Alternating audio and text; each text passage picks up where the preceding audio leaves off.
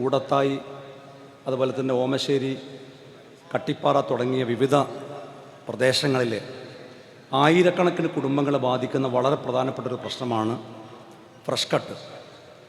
ഇന്നും ഞങ്ങൾ ആ പ്രദേശത്ത് പോയപ്പോൾ, അവിടെ ഒരു പള്ളിയിൽ പോയപ്പോൾ ആ പള്ളിയിലെ അച്ഛൻ ഉൾപ്പെടെ നൂറുകണക്കിന് ആളുകൾ നിരന്തരമായി പരാതി പരിഭവങ്ങൾ പങ്കുവെക്കുകയുണ്ടായി. അത് ഇന്നുണ്ടായൊരു സംഭവമല്ല, എത്രയോ വർഷമായി, ഏതാണ്ട് 4-5 വർഷമായി അവർ ദുരിതം അനുഭവിക്കുകയാണ്. UDF-ഉം മുസ്ലിം ലീഗും നേതാക്കന്മാരുമൊക്കെ നിരന്തരമായി ആ വിഷയത്തിൽ ഇടപെടുന്ന കാര്യം നിങ്ങൾക്ക് എല്ലാവർക്കും അറിയാം.